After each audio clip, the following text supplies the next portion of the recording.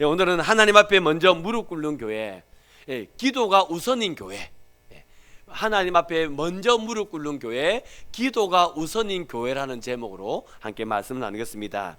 여러분, 사람이 세상을 살아가면서 꼭 있어야 될 것이 있다면 그게 뭘까요? 사람은 무엇으로 세상을 산다고 생각하십니까? 사람은 무엇으로 세상을 살까요? 1885년 톨스토이는 사람은 무엇으로 사는가라고 하는 단편 소설을 이렇게 발표합니다. 뭐 내용은 그런 것입니다. 그 미하일이라는 천사가 그 두 아이의 엄마의 영혼을 데리러 갑니다. 근데 너무 불쌍해 가지고 두 아이의 엄마의 영혼을 데려오지 못합니다. 그래서 이제 미하일이 하늘에서 떨어지죠. 벌거벗겨져서 교회당 한 귀퉁이에 이제 웅크리고 있습니다. 세찬 바람에 벌거벗어서 벌벌벌 떨고 있는데요. 그 옆을 그 구두장이 시몬이 지나갑니다. 사실 시몬도 얼마나 가난했냐면 그 겉옷을요, 외투를 자기 아내랑 둘이 나누어 입어요. 근데 그 외투도 이제 다 떨어져서 이제는 이제 바꿔야 되는 그런 가난한 구두장이 시몬이 그 길을 걸어가다가 교회당이 모퉁이에서 벌벌 떨고 있는 벌거벗은 그런 미하일을 봅니다. 그때 이 시몬이요, 그 미하일을 자기 집에 데려갑니다. 자기도 가난한데. 그때 미하일이요, 한 게 깨달은 게 있습니다. 그게 뭐냐면 사람의 마음에는 사람을 불쌍히 여기는 긍휼함이 있구나. 예, 그걸 미하일이 깨닫습니다. 그리고 이제 미하일은 이제 그 시몬을 통해서 구두 만드는 것을 기술을 배웁니다. 그리고 이제 구두장이가 되었는데요. 근데 하루는 그 구두방에 그 엄청난 그 부자인 거만한, 부자이고 거만한 사람이 그 아주 고급 가죽을 갖고 옵니다. 고급 가죽을 가지고 와서 그래서는 이제 이 가죽을 가지고 자기 구두를 만들라고 그렇게 말합니다. 근데 얼마나 거만을 떨던지 하인을 데리고 와서 그렇게 말하고는 이제는 하인과 함께 가버렸습니다. 예, 근데 있잖아요, 미하엘이 그 가죽을 받아가지고요, 그 가죽을 가지고요 그냥 성큼성큼 자르는 겁니다. 성큼성큼 잘라가지고요 구두를 만들었는데 덧신을 만든 겁니다. 그걸 보니 이제 시몬이 깜짝 놀란 거죠. 깜짝 놀라서 아니 이 고급 가죽으로 구두를 만들려고 그랬는데 왜 너는 덧신을 만드냐고 막 야단을 칩니다. 화를 내면서 야단을 쳤어요. 예, 근데 이게 웬일입니까? 약간의 시간이 지나고 난 다음에 하인이, 그 부자와 함께 왔던 그 하인이 급하게 달려옵니다. 급하게 달려와서 말을 타고 집에 가다가 부자가 죽었다는 겁니다. 그래서 그 부자가 신어야 될 것은 구두가 아니라 덧신이라고, 덧신을 만들어달라고 그렇게 부탁하는 겁니다. 그때 미하일이 깨달은 게 있지요. 내일을 모르는 사람은 오늘 무엇을 필요로 하는지를 모르고 사는구나. 여러분들, 내일을 모르는 사람은 오늘 자기에게 뭐가 필요한지를 모르고 사는구나. 미하일이 사람에 대하여 두 번째 비밀을 알게 됩니다. 그리고 또 며칠이 지났을까요? 어느 날 미하일이 깜짝 놀랍니다. 왜 깜짝 놀라냐면 이제 자기 구두방에, 그 구두방에 한 아주머니가 두 아이를 데리고 옵니다. 근데 그 두 아이를 보고 미하일이 깜짝 놀라요. 왜 깜짝 놀라냐면 그 두 아이는 미하일이 그 아이 엄마 데리러, 영혼 데리러 왔다가 그냥 가버린 그 아이들이었어요. 근데 이웃집 아주머니가 자기 아들을 잃고, 자기 아들 잃은 그 이웃집 아주머니가 이 두 아이를 거두어서 자기 아이처럼 키우는데 그 아이들이 얼마나 행복해 보이는지 미하일이 그걸 보면서 깨달은 게 있습니다. 사람은 사랑으로 사는구나. 사람은 뭐로 산다고요? 사람은 사랑으로 사는구나. 예, 그래서 미하일이 세 가지를 깨달아서 다시 이제 하나님 앞으로 갔다는 그런 얘기입니다. 이 이야기에서요, 그 사람은 사랑으로 살아간다고 말하는 이 톨스토이가요 이런 글을 쓰지요. 사람은 무엇으로 사는가? 사람의 마음속에는 무엇이 있는가? 모든 사람은 자신을 살피는 마음에 의하여 살아가는 것이 아니라 사랑으로서 살아가는 것이다. 모든 인간이 살아가고 있는 것도 모두가 각자 자신의 일을 걱정하고 있기 때문이 아니라 그들 속에 사랑이 있기 때문이다. 사람이 세상을 살아가면서 걱정하기 때문에 살아가는 것이 아니라 사람의 마음속에는 뭐가 있기 때문에 살아갈 수 있다고요? 사랑이 있기 때문이다. 여러분, 사람은요 내일을 알지 못해요. 내일을 알지 못하는 사람은요 오늘 나에게 뭐가 꼭 있어야 되는지 그걸 사람은 모르고 사는, 사람은 그렇게 어리석단 말입니다. 그런데 그러한 사람들이 세상을 살아갈 수 있는 것은 사람 마음속에는 사랑이 있기 때문이다. 그러니까 톨스토이가 사람은 무엇으로 사는가 이 이야기를 통해서요, 사랑이 얼마나 중요한가 하는 것을 지금 이야기하고 있는 겁니다. 이렇게 사랑을 강조하는 톨스토이에게는요, 이런 일화가 있습니다. 예, 톨스토이가요 여행을 갔답니다. 여행을 가다가 어느 한 집에 머무르게 됐는데, 그 집에 몸이 약한, 병약한 그 난 딸이, 그 톨스토이가 집에 들어갔더니 그 톨스토이 그 빨간색 가방을 유심히 보더랍니다. 가지고 싶어 하더랍니다. 그래서 톨스토이가 여행을 가는 중이었기 때문에, 내가 여행에 돌아올 때에 내가 이 가방을 너에게 줄게 약속을 했습니다. 예, 그리고 톨스토이는 여행을 갔습니다. 그리고 정말로 톨스토이는 돌아오는 길에 그 집을 다시 들읍니다. 다시 그 집을 들렀지만 톨스토이는 그 가방을 줄 수가 없었습니다. 왜냐하면 그 아이가 이미 죽었기 때문입니다. 그래서 톨스토이가 그 아이의 무덤에 찾아가지요. 무덤을 찾아가서 그 아이의 비석에다가 톨스토이가 글을 썼습니다. 그 글이 이런 글입니다. 사랑을 미루지 마라. 사랑을 미루지 마라. 톨스토이는요, 사랑이 얼마나 중요한 줄 알았습니다. 그 중요한 사랑은, 그 중요한 가치에 있는 사랑은 미루면 된다 안 된다? 뭐 사랑은 언제나 할 수 있는 거지 하고 미루면 되는 게 아니란 말입니다. 여러분, 우리가 세상을 살아갈 때 있잖아요, 꼭 있어야 될 게 있습니다. 정말 톨스토이가 사랑이라고 말하는 것처럼 우리의 삶에 꼭 있어야 되는 것, 정말 중요한 게 많이 있습니다. 근데 있잖아요, 그것은 미루면 된다 안 된다? 그건 미루면 안 된다는 것입니다. 그거는 지금 해야 되는 겁니다. 사랑요, 지금 해야 되는 겁니다. 근데 여러분들, 너무너무 중요해서 지금 해야 될 일들이 사랑만 있겠습니까? 또 다른 것들이 있겠습니까? 말 좀 해주이소.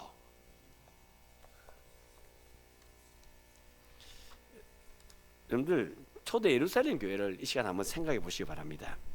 초대 예루살렘 교회는 성령이 충만한 교회였습니다. 그리고 초대 예루살렘 교회는 부흥과 성장이 있는 교회였습니다. 그래서 사도행전 2장을 보면 오순절 성령이 강림하지요. 그때 베드로가 이제 건건한 유대인들에게 설교합니다. 그 설교에 여러분들 3,000명이 예수를 믿습니다. 예, 그리고 베드로가 제9시 기도 시간에 이제 예루살렘 성전에 기도하러 올라가다가 안전병을 일으킵니다. 예, 그렇게 베드로가 안전병을 일으켰을 때 그때 많은 사람이 몰려오죠. 그래서 이제 베드로가 솔로몬 행각에서 이제 설교를 합니다. 그 설교에 몇 명이 예수를 믿는지 아십니까? 5,000명이 예수를 믿습니다. 여러분들, 지금 베드로 그 사도행전 2장에는 3,000명이 예수를 믿고 사도행전 3장에는 5,000명이 예수를 믿었어요. 베드로의 설교에. 여러분들, 놀랍지 않습니까? 왜 제가 놀랍지 않습니까? 라고 묻느냐면, 여러분들, 이번 주 중에 제가 우리 교회 성도님 한 분을 병원으로 모셔다 드렸습니다.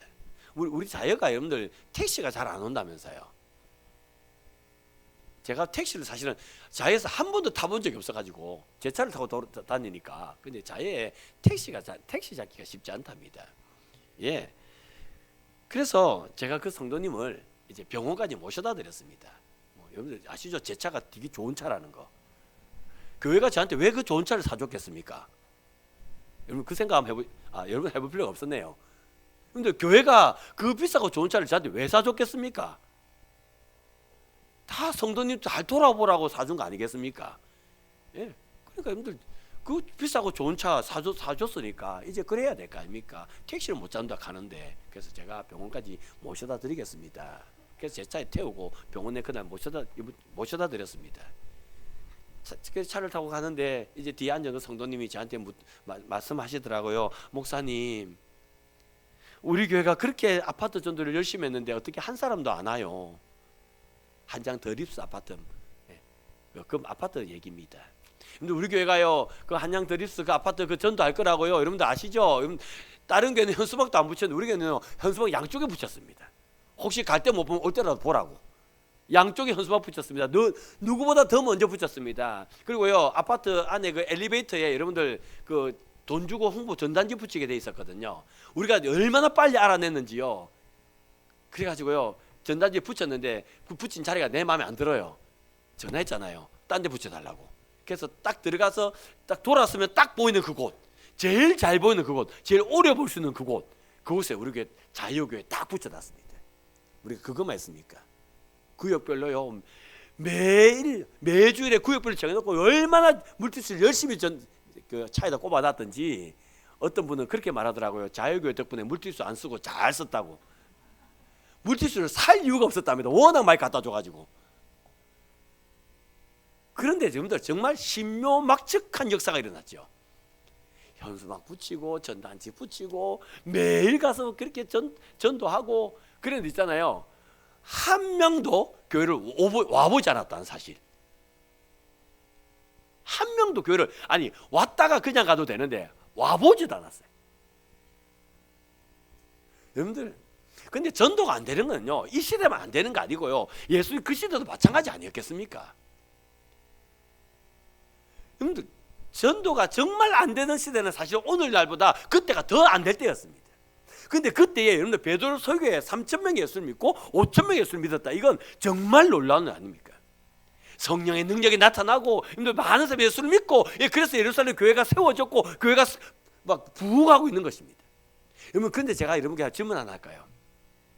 이렇게 부흥하고 성장하는 그 예루살렘 교회는 어려움이 하나도 없었을까요? 어려움이 있었을까요? 문제가 없었을까요? 문제가 있었을까요? 기가 막힙니다. 여러분들 제가 말씀드린 2장에 3,000명, 3장에 5,000명 그럼 4장에 뭐가 나올까요? 7,000명 나왔습니다. 7,000명 10,000명 나왔습니다. 여러분들 제가 경매사가 됐으면 잘할 뻔했는데 여러분 3,000명, 5,000명 예수를 믿었는데요 4장에 무슨 얘기가 나오냐면 이런 얘기가 나옵니다. 사내들이 그러니까 제사장과 장로들이 이거 사내들의 공회를 말합니다. 사내들의 공회가 베드로와 요한을 잡아갑니다. 그래서 다시는 예수를 전하지 말라 예수의 이름을 말하지 말라라고 하며 협박합니다. 4장 6장에는 어떤 일인지 아십니까? 5장에는 아나니아와 삽비라 얘기했습니다. 예, 그 하나님과 성령을 속이고 헌금하는 얘기가 5장에 나옵니다. 6장에 어떤 얘기가 나온지 아십니까? 6장에는요, 여러분, 그 이제 헬라파 유대인들이 자기의 가부들이 구제에 빠지는 것 때문에 여러분들 그들이 원망합니다. 여기서 이 원망하다는 단어의 뜻이 뭐냐면 수근거리다 이런 뜻입니다. 수근거리다. 야 있잖아, 베드로 사도가 이상해. 베드로 사도는 히브리 사람만 좋아하는 것 같아. 히브리 유대인만 좋아하는 것 같아. 그래서 사가 2개가 있는데 우리 헬라파 유대인 과부는 주지 않고 히브리파 과부만 줘. 수근. 이게 원망하다는 단어의 의미입니다. 교회 안에 베드로가 있어 뭐 잘못했어, 누가 뭐 잘못했어, 어떻게 베드로가 그럴 수 있어? 이런 수근 그림이 교회 안에 있다 이 말입니다. 여러분 신기하지 않습니까? 성령이 충만하였고 교회가 부흥하였고 성령의 역사가 일어나는 그 가운데 여러분들 교회 안에 협박이 있었고요, 수근거림이 있었고요, 남을 속이는 일이 있었고요. 그러니까 오늘날 우리 교회가 가지고 있는 그 문제, 그 아픔, 그거보다 더 큰 문제들이 많이 있었단 말입니다. 성령이 충만해도 문제는 있다. 여러분들 성령이 충만해도 문제는 있다. 근데 여러분들 성령이 충만해도 문제는 있는데요, 그 문제를 대하는 방식은 다릅니다. 그러니까 성령이 충만한 교회가 문제를 대하는 것과 성령이 충만하지 않은 교회가 문제를 대하는 방식은 다르다는 것입니다. 어떻게 다를까요? 여러분 목회 데이터 연구소에서 부흥하는 교회, 쇠퇴하는 교회라고 하는 책을 출판했습니다. 그 목회 데이터 연구소가 이 책을 출판하기 위해서요, 그러니까 5년 동안 교회가 성장하였고 또 앞으로도 교회가 지금까지 교회가 성장하였고 5년 후에도 교회가 성장할 거다라고 생각하는 목회자 160명. 근데 지금까지 교회가 성장하지 않았고 앞으로 교회가 쇠퇴할 거다고 생각하는 목회자 160명. 또 성장하는 교회의 성도 500명, 또 쇠퇴하는 교회의 성도 500명에게 60문항의 그 설문지를 줬습니다. 설문조사를 했습니다. 그리고 이것도 부족해가지고요, 이제는 그 성장하는 교회의 목회자 5명, 또 쇠퇴하는 교회 목회자 5명과 직접 인터뷰까지 했습니다. 그래가지고 이제 이 책을 출판해냈는데요. 근데 이 책을 보면 성장하는 교회, 그러니까 부흥하는 교회와 쇠퇴하는 교회가 현격한 차이가, 14 문항에 있어서요, 조항에 있어서 현격한 차이를 나타내요. 여러분들 저도 관심이 없어 보이는 눈빛 하고 계셔서 제가 속이 상하려합니다. 14개 문항에 있어서요 현격한 차이를 나타내는데요, 그 중에 몇 가지만 제가 정리를 했습니다. 한번 보여드릴까요? 여러분 눈에 보이세요? 예. 먼저 어디에 차이가 나냐면 예배에서 차이가 납니다. 여러분들 부흥하는 교회는요, 여러분들 예배가 살아있습니다. 그런데 여러분들 쇠퇴하는 교회는요 예배가 습관적입니다. 무슨 말이냐면 부흥하는 교회는요 예배에서요 말씀을 듣고 아멘으로 하답하고요, 또 눈이 바짝바짝 빛나고요, 또요 기도와 찬송이 살아있고요. 그래서 예배에 대한 사모함이 있고 예배의 뜨거움이 있고, 부흥하는 교회는 그렇습니다. 그런데 쇠퇴하는 교회는요 예배가 습관적입니다. 무슨 말인지 아시겠죠? 그냥 이번 주에 왔으니까 다음 주 또 와야 되나, 그냥 습관적으로 왔다 갔다 하는 거지 예배에 대한 감독이 없다 이 말입니다. 또요 부흥하는 교회는요 여러분들 소그룹이 살아있습니다. 그래서 있잖아요, 최소 일주일에 한 번 이상 그 소그룹 모임이 이렇게 활성화되어 있는, 이게 부흥하는 교회입니다. 쇠퇴하는 교회는요 소그룹이 안 된답니다. 그러니까 습관적으로 주일날 예배는 오지만 또 이제 주중에 성도들이 서로 만나서 교제하고 뭐 봉사하고 사역하고 하는 그런 일들이 쇠퇴하는 교회는 없다 이 말입니다. 또요 부흥하는 교회는요 여러분들 이게 참 특이한데, 이게 코로나 이후에 지금 이런 현상이 나타났는데요, 부흥하는 교회는 3040 세대가 있답니다. 그러니까 30대 40대의 젊은이가 있답니다. 그런데 쇠퇴하는 교회는 3040이 없답니다. 그래서 그 책을 읽어보면 교회가 부흥하려고 그러면 30대 40대가 없으면 어쨌든지 30대 40대를 전도해야 된다. 그리고 30대 40대가 교회에서 이 봉사할 수 있도록 만들어줘야 된다. 예, 그 책에 보면 그런 내용들이 나옵니다. 이게 코로나 이후에 나타난 특이한 현상인데, 그게 왜 그러냐면 3040 있어야 R을 낳지요. 맞죠? 그러면 그 아이들을 가르치기 위해서 교사가 또 필요해서 사역이 생기지요. 맞죠? 그러면서 교회가 활성화되어져 간다는 말입니다. 그리고 여러분들 부흥하는 교회는 개방성이 있는데 쇠퇴하는 교회는 권위적이고 폐쇄적입니다. 이거 딱 한마디로 설명하면 부흥하는 교회는 있잖아요, 뭐 이렇게 개방성이 있어서 누가 무슨 말해도 받아들여지고 또 그런 일들이 이루어져 가는데, 여러분들 쇠퇴하는 교회는 굉장히 권위적이고 폐쇄적입니다. 그래서 있잖아요, 여기 제가 지난번 설교 한번 했죠, 여기 있는 피아노를 저기까지 옮기려고 그러면 1년 반이 걸립니다. 일주일에 1cm씩. 그래서 1년 반이 걸리는데, 근데 부흥하는 교회는요 뭐 지금 옮기면 되죠. 그건 뭘 1cm 옮깁니까? 그러니까 쇠퇴하는 교회는요 굉장히 폐쇄적이어서 뭘 바꾸는 것, 변화되는 것 굉장히 두려워합니다. 두려워하고 싫어요. 그런데 부흥하는 교회는 개방적이라서 변화가 쉽다 이 말입니다. 또요 부흥하는 교회는요 영적입니다. 그래서 기도와 찬양이 살아있어요. 자 따라합시다. 부흥하는 교회는 기도와 찬양이 살아있다. 근데 있잖아요, 쇠퇴하는 교회는요 기도와 찬양이 죽었으니까 뭐만 살아있을까요? 낙심만 살아있는 겁니다. 안 된다. 그러니까 부흥하는 교회는 여러분들 어려움이 있어도 기도와 찬양으로 어려움을 이겨나가는데, 쇠퇴하는 교회는 기도와 찬양이 죽어있으니까 낙심만 하고 한숨만 쉬고 있다 이 말입니다. 그리고요 부흥하는 교회는 긍정적입니다. 긍정적이고 헌신적이에요. 그래서 하자, 내가 헌신할게, 이 부흥하는 교회입니다. 헌신하는 교회는요 남 탓만 하고 있습니다. 그래서 진짜로 그렇답니다. 그 쇠퇴하는 교회 목사님들에게요 왜 이렇게 교회가 부흥하지 않느냐 물었더니 그 목사님들 하시는 말씀이, 우리 지역은 점점점 인구가 감소해서 성장할 수 없다. 무슨 탓하고 있습니까? 지역 탓하고 있는 겁니다.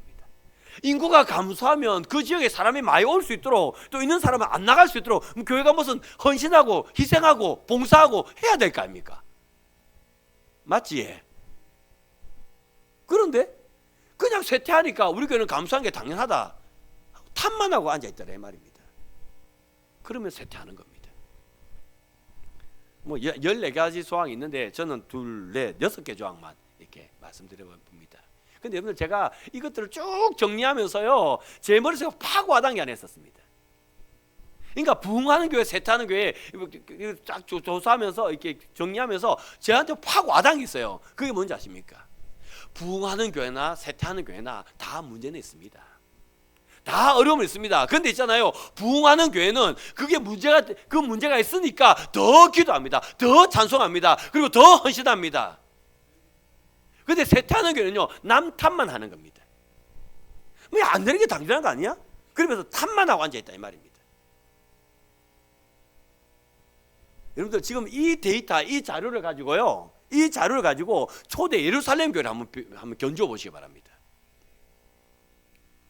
초대 예루살렘 교회는요, 맞습니다. 교회에 문제가 있었죠. 이제 제가 좀 구체적으로 말씀드려볼까요? 사도행전 2장에 3,000명, 사도행전 3장에 5,000명. 예, 교회가 성장하니까요, 사내들인 공회가 베드로 요한을 잡아갑니다. 그래서 그들에게요, 다시는 예수 이름을 전하지 말라고 말합니다. 그때 베드로가 했던 말이 뭔지 아십니까? 하나님 앞에서 너희 말을 듣는 것과 하나님 말씀 듣는 것 중에 어느 것이 더 옳은가 너희가 판단하라. 이런 말씀을 들어보셨죠? 이 말이 이때 나오는 말입니다. 그 말을 듣고요, 대사장과 이제 장로들이 할 말을 잃어요. 할 말을 잃어가지고요, 그들을 협박하며 위협하며 그들을 놓아줍니다. 자, 여러분들 여기서 위협했다는 이 단어가 있는데요, 이 위협의 내용이 뭘까요? 야, 너가 전하면 안 된대. 좀 제발 좀 전하지 말해. 이런 말이었을까요? 아니면 너희들 전하면 지금은 그냥 놓아주지만 너가 전하면 이제 내가 너희들 감옥에 넣겠다, 채찍으로 때리겠다, 아니 죽여버리겠다, 이런 말이었을까요? 1번, 2번. 예, 이거는요, 이 협박했단 말은 이제 죽여버리겠다, 감옥에 가두겠다, 이런 내용 아니었겠습니까? 예, 그래서 베드로가 나와서 이 얘기를 모든 성도에게 다 알립니다. 모든 성도들에게 다 알렸을 때 초대 예루살렘 교회가 어땠는지 아십니까? 예, 사도행전 4장 29절 30절에 보면 우리가 담대히 말씀을 전하게 하시고 또 손을 내밀어 병을 낫게 하시었고 표적과 기사가 거룩한 종 예수의 이름으로 이루어지게 하옵소서. 우리가 담대히 말씀을 전하게 하시고 우리가 손을 내밀어 병자를 낫게 하여 주시고 표적과 기사로 거룩한 종 예수 그리스도의 이름을 드러나게 하여 주시옵소서. 말씀을 더 담대히 전하게 해달라고 그들은 그렇게 기도했던 것입니다.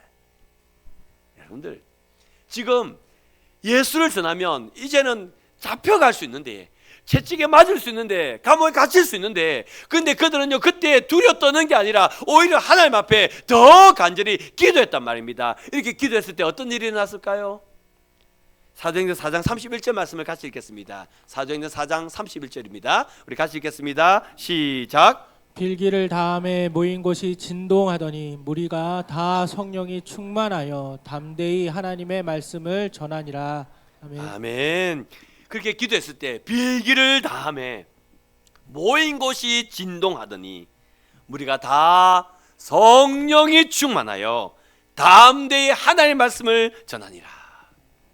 예, 하나님이 땅을 흔들어서 그들의 성령의 충만함을 허락해 주시고, 그래서 있잖아요, 그들이 두려워 떠는 것이 아니라 더 담대히 말씀을 전할 수 있도록 하나님의 은혜와 능력을 베풀어 주셨다 이 말입니다. 여러분, 하나님은 그런 분이십니다. 하나님은요, 우리가 어렵고 힘들어서 하나님 앞에 메어 달리면, 하나님 앞에 기도하면 하나님은 모른 척 하나님이 아니라 그 문제를 없애든지 아니면 그 문제를 이길 힘을 주시든지 하나님은 그리하시는 하나님이라는 것입니다. 여러분, 그러면 어렵고 힘든 일이 내게 다가올 때에 우리는 제일 먼저 무엇을 해야 하겠습니까? 여러분들, 부흥하는 교회도 쇠퇴하는 교회도, 여러분들 성령이 충만한 교회도 그렇지 않은 교회도, 모든 교회는 문제가 있습니다. 그러면 그 문제 앞에 우리 자유교회는 어떤 반응을 보여야 하겠습니까? 제가 어릴 때에 주일학에서 부른 찬양이 있습니다. 홍해 어떻게 건넜나. 혹시 찬양 아십니까? 좋은 주일학교를 나온 친구분들은 이 찬송을 아실 거고, 야간 주일학교 나오신 분은 아마 이 찬송 모르실 건데요. 찬송이 이렇습니다. 홍해 어떻게 건넜나 지금 김장님이 처음 듣는 찬송입니다. 지금 주일학교 출신이 아니거든. 다시 하겠습니다. 홍해 어떻게 건넜나 홍해 어떻게 건넜나 어떻게 건넜나 헤엄쳐 배 타고 어떻게 건넜나 주 하나님의 능력으로 강하고 급한 바람 불어 바다는 길을 열어서 저들은 건넜네. 이걸 다 부른 것은 인문계 주일학교 나왔다 이 말입니다, 여러분들. 근데 여러분들 주일학교 때 참 이 찬송 맞아요. 선생님 앞에 부르는 아니 하면서 율동하며 이 찬송 불렀던 기억이 납니다. 근데 여러분들 놀랍지 않아요? 왜 놀랍냐면 이스라엘 백성은요 애굽 땅에서 종살이하고 있었습니다. 그 하나님이 종살이하는 이스라엘 백성의 그 10가지 재앙을 통하여 구원하여 주셨어요. 그래서 그들은 구원하여 자유 땅을 향하여 그들은 나왔단 말입니다. 나왔는데 그들을 제일 먼저 기다린 게 뭔지 아십니까? 약속 믿고 자유의 땅을 향하여 하나님 구원의 은혜를 체험하며 그들이 애굽을 나왔어요. 애굽을 나온 그들을 제일 먼저 맞이한 건 홍해였습니다. 이상하지 않아요? 하나님이 구원해 주셨으면 그 다음의 길은 탄탄대로가 되어져야지요. 탄탄대로가 되어서 그 길을 힘차게 걸어서 적과 꾸리는 가나안 땅 들어가야 되는 거 아닙니까? 그런데 구원받은 그 교회가 그 이스라엘이 홍해라는 문제를 겪게 됩니다. 그런데 있잖아요, 그 홍해의 문제 앞에 처한 그 이스라엘 백성에게 하나님은 급한 바람을 불어서 홍해를 가르치고 그들 육지같이 건너게 하세요. 제가 왜 이 얘기 들은지 아시겠습니까? 우리가 구원받은 하나님의 백성이라고요. 우리 교회가요 구원받은 하나님의 백성들의 모임인 교회라고요. 그런데 있잖아요, 우리 교회가 우리 구원받은 여러분의 삶이 탄탄대로가 되어져야 하는데 하나님이 구원해놓고 우리의 삶에 홍해를 가로질러 놓고 있습니다. 어렵단 말입니다. 힘들단 말입니다. 왜 하나님은 그러실까요? 왜 하나님 그러실까요? 그런데 또 그 하나님은요 또 그 해를 가르셔서 급하고 강한 바람을 가르셔서 육지까지 건너가서 하나님 구원을 찬송하게 만드시는 겁니다. 이게 교회가 가는 길 아닌가요? 이게 성도가 가는 길 아닌가요? 그러니까요 우리는 내 힘으로 홍해를 건널 수 없으니까요 하나님 앞에 원망하면서 하나님의 이름을 부르는 겁니다. 하나님 앞에 기도하는 겁니다. 절규하는 겁니다. 하나님 도와주시옵소서. 그래서 우리는 적과 꿀이 흐르는 그 땅을 향하여서 나아갈 때 내 힘이 아니라 기도의 힘으로, 기도를 통하여 하나님의 은혜와 하나님의 능력으로 우리는 그 하늘나라를 향하여 걸어가는 주의 백성 아니겠습니까? 여러분, 그러면 성도된 우리가 제일 먼저 해야 될 건 뭘까요? 우리는 무엇으로 세상을 살아가는 사람일까요? 토스토이는 사랑으로 살아가는 사람이고 사랑을 우선으로 살아가야 한다고 우리에게 말하고 있는데, 성도인 우리는요 여러분들 기도로 살아가는 사람들이고 기도가 우선인 그런 삶이 되어져야 하지 않을까요? 이제 오늘 본문 한번 보시기 바랍니다. 오늘 본문은 예수님이 승천하시고 그리고는 이제 그 무리들에게 예루살렘을 떠나지 말고 아버지의 약속하신 것을 기다리라 라고 말씀하셨습니다. 그래서 120문도는 예루살렘에 있는 다락방에서 아버지 약속하신 것을 기다리고 있습니다. 그런데 제가 질문 하나 할까요?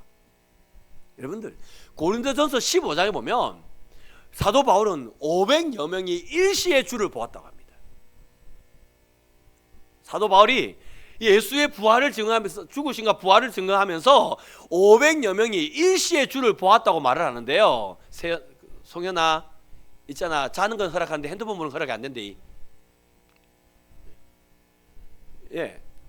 500여 명이 일시에 주를 보았다고 하는데 그때가 언제냐면 감람산에서 예수님이 승천할 때라고 얘기합니다. 거의 대부분 학자는 다 그렇게 얘기합니다.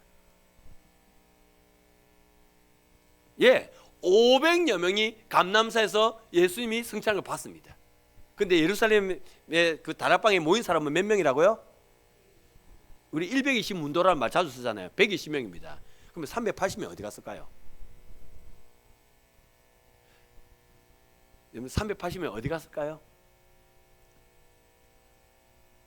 성경이 기록 안 됐으니까 나도 모르겠습니다. 근데 그렇지 않겠습니까? 예수님이 아버지 약속하시길 기다리라 라고 말씀했지만 내 바쁜 일이 있으니까 내 바쁜 일 찾아간 거 아니겠습니까?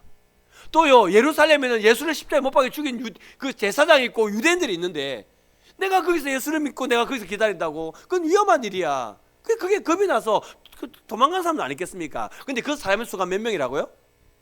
그 사람의 수가 몇 명이라고요? 380명. 남아있는 사람보다 떠난 사람이 더 많았다는 걸 지금 얘기하는 것입니다. 한 사람 한 사람이 그 말씀을 지키지 않고 떠나갑니다. 떠나가요. 떠나가면 내 마음이 어땠을까요? 나는 기다리고 싶은데 떠나갑니다. 그러면 내 마음은 어땠을까요? 흔들리지 않았겠습니까? 근데 그때 이 사람들은요, 이 120문도는요, 마음을 같이 하여 옛날 성경에 전혀 기도에 힘씁니다. 그들은요, 한 사람 한 사람이 떠나가는데 그들은 그 떠나가는 사람들을 바라보며 나도 가야 되는 거 아이가? 나도 두려운데 그들은 그러지 않고요, 그들은 마음을 같이 하여서 함께 기도했던 것입니다. 그런데 여러분들 질문 하나만 더 합시다. 그 기도의 내용이 뭐였을까요? 여러분들 이거 진짜 중요하거든요. 왜냐하면 지금 있잖아요, 이 120문도가 기도했을 때 성령이 임하지 않습니까? 그러니까 여러분들 그 기도문이 만약에 있었으면 저는요, 그 기도문 제가 진짜 외우는 거 잘 못하거든요. 진짜 제가 외우는 거 진짜 잘 못하거든요. 근데 있잖아요, 제가 이 기도문만큼 제가 외울 것 같아요. 맞잖아요. 120문도가 기도할 때에 여러분들 어떻게 기도했는지 모르지만 이 기도할 때에 성령이 맺거든요. 그러면 제가 여러분 새벽기도 와가지고 뭐 기도하겠습니까? 그 기도 그대로 외우고 안 있겠습니까? 제가 운전하면서 뭐 기도하겠습니까? 그거 외워서 그거 기도 안 하겠습니까? 근데 정말 너무 안타깝게 실이 그 기도문이 없어요. 근데 여러분들 그 120문도가 무엇을 기도했는지 우리가 추측할 수는 있습니다. 알 수는 있습니다. 어떻게 하시는지 아십니까? 120명이 마음을 같이 하여 함께 기도했습니다. 기도하다가 베드로가 일어나죠. 베드로가 일어나서 이렇게 말합니다. 예수를 판 유다가 곤두박질하여 창자가 터져 죽은 것은 성경에 응한 것이고, 이게 유다가 곤두박질해서 창자가 터져 죽은 것은 성경에 응한 것이다. 그리고 시편에 기록된 대로 그의 직분을 취하게 하소서. 그러니까 그래서 이제 그 유다의 직분을 시편 말씀은 이제 다른 사람이 취하게 된다고 했다. 그래서 이제는 우리가 다른 사람을 사도로 세우자 해서 그들이 기도하여 마띠아를 사도로 세웁니다. 자, 이 상황을 잘 보세요. 베드로와 120명이 기도 막 합니다. 기도 막 하다가 베드로가 일어났습니다. 일어나서는 유다가 죽은 것은 말씀이 응한 것이고, 또 이제는 말씀대로 우리가 이제는 사도를 세워야 된다. 지금 베드로가 그 말을 했단 말입니다. 맞죠? 그럼 베드로가 무슨 기도하다가 그렇게 일어나서 이 말을 했을까요? 하나님 아버지의 겁이 많이 납니다. 그래서 380명이 떠났습니다. 하나님, 예, 나 겁나 죽겠습니다. 내 겁 안 나게 해주셔서 그런 기도 했다는 게 아니란 말입니다. 하나님, 나도 바쁜 일이 많은 사람입니다. 내가 하나님 못 가니까 그 바쁜 일 하나님 처리해 주셔서 지금 그런 기도 하지 않았다 이 말입니다. 뭘 기도했냐면, 지금 사도들이 그 120명이 뭘 기도했냐면, 그들이요, 하나님의 말씀이 어떻게 응하여 져가고 있었는가, 예수님이 말씀하셨는데 그 말씀이 어떻게 이루어져 왔는가, 이걸 지금 기도를 통해 보고 있었단 말입니다. 그리고 그 하나님의 말씀이 어떻게 이루어져 가야 하는가, 그들의 기도를 통해 그걸 보고 있었단 말입니다. 120명이 다 같이. 그래서 그들은 기도하면서 맞대하를 세우잖아요.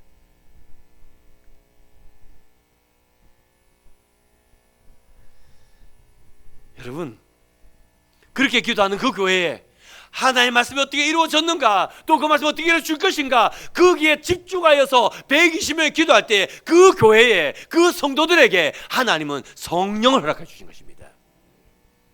그래서 그 교회는요, 부흥하는 교회가 되고요, 그 교회는요, 문제를 해결하는 교회가 되고요, 문제를 이겨나가는 교회가 되고요, 흩어져서도 복음 전하는 교회가 되고요, 그래서 무너지지 않는 하나님의 교회로 세워져 갈 수 있었던 것입니다. 사랑하는 성도 여러분, 지금 근데 이 120명을 통하여 이런 놀라운 교회가 세워지는 것이 여러분들 놀랍지 않습니까? 무슨 말이냐면, 여러분 지금 예루살렘에는요, 예루살렘 성전이 있습니다. 헤롯이 46년 동안 즉축한 어마어마하게 크고 화려한 예루살렘 성전이 있습니다. 예루살렘에는. 그리고요, 그 예루살렘 성전에는요, 제3시, 제6시, 9시 우리 시간으로 9시, 12시, 오후 3시가 되면 여러분들 경건한 유대인들이요, 거기 가서 기도를 합니다. 근데 그 기도 수가 얼마나 많았냐면, 베드로가 제9시 기도 시간에 앉으면 일으키고, 그죠? 그 성전에 가서 앉으면 일으키고 솔로몬 행가에서 설교하잖아요. 그때 예수 믿는 사람 몇 명이라고요? 5,000명이에요. 그러면 그 성전에 기도를 간 사람 수가 얼마나 많았을까요? 그러니까 예루살렘에는 여러분들 어마어마하게 크고 화려한 성전이 있었고, 엄청나게 많은 사람이 가서 기도하는, 그런 성전이 있었단 말입니다. 그런데 거기에 비하면 여러분들 지금 120명이 모여있는 이곳은 다락방입니다. 좁고 초라한 곳입니다. 숫자적으로요, 굉장히 열악한 숫자입니다. 그런데요, 말씀이 어떻게 이루어져 왔으며 말씀이 어떻게 이루어져 갈 것인가, 이걸 바라보고 기도하는 그 교회, 하나님의 예루살렘 성전이 아니라 그들에게 하나님의 성령을 허락해 주신 것입니다. 작아도 된단 말입니다. 숫자 안 많아도 된다 이 말입니다. 작고 초라하지만 말씀 붙잡고 기도하는 그 교회를 하나님은 이렇게 세워주신다 이 말입니다. 사랑하는 성도 여러분, 거듭해서 말씀드립니다. 부흥하는 교회나 쇠퇴하는 교회나 다 문제는 있습니다. 근데 부흥하는 교회는요, 그 말씀 붙잡고 기도하는 겁니다. 여러분, 예수 잘 믿는 사람이나 예수 잘 안 믿는 사람이나 다 문제는 있다 이 말입니다. 근데 예수 잘 믿는 사람은 말씀 붙잡고 기도하는 것입니다. 예수 잘 안 믿는 사람은 말씀 못 붙잡아서 원망하고 앉아 있는 겁니다. 저와 여러분은 어떻습니까? 저와 여러분은 어떻습니까? 힘들고 어려워서 아파서 낙심만 하고 계십니까? 아니면 힘이 드니까 더 말씀 붙잡고 기도하십니까? 하나님은 그들에게 성령을 부어주실 것입니다. 이기게 하실 것입니다. 하나님 나라를 세워가게 할 것입니다. 저와 여러분이 그 복을 받는 주의 백성 될 수 있기를 주의 이름으로 축원합니다.